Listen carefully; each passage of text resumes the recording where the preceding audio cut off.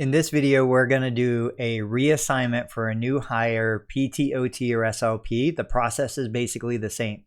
So if you're looking for this article, I'll reference it down below in the description, but go to my website, go to the blog, and what you're going to do, I've got a ton of articles that I'm publishing here that pretty much answer all the questions that we see in the Medicare Billing Facebook group.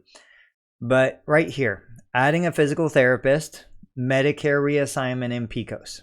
So I'm going to go to this article and we're going to use this. It's a step-by-step guide that you guys can reference. So first thing you need to do is log into your PECOS account. If you guys forgot what PECOS looks like, there's a screenshot. You're going to log into PECOS. You're going to come down here. You're going to click on My Associates. And what you're going to do from here is you're going to go to View Enrollments. So you're going to come down to your business. Your business should be showing up in your personal PECOS account below yourself as an individual.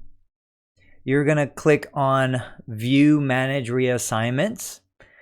And then you're going to come down here and you're going to see down at the bottom right-hand corner, it's going to say Manage Reassignments. You're going to click on that button. So I'm inside PECOS, inside my business enrollments, clicking on Manage Reassignments. We're going to go to click Add Reassignment of Benefits where someone is reassigning benefits to the group or organization. You're going to click Next. You're going to choose No, I only need to make reassignment updates. You're going to click to start the application. And so basically from here, what's going to happen is you're going to click Reassignment. It's going to take you down here to where you're going to click Add Information. You're going to enter all of the required information for the individual. So for example, the effective date, first name, last name, social security number, date of birth, the MPI for the person you're hiring.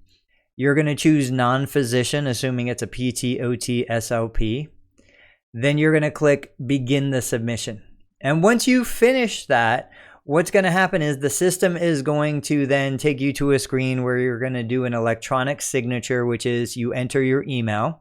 They're going to notify the individual who you're establishing the reassignment with. And once that individual accepts and puts in their electronic signature, the system will process the application. Now, this is specifically what you're going to do when somebody already has a Medicare provider number, a PTAN. In a different video, I'll show you how to do it in the situation where the provider you're hiring does not already have a PTAN associated with your local MAC. Guys, I hope this was helpful. I'll catch you on the next video.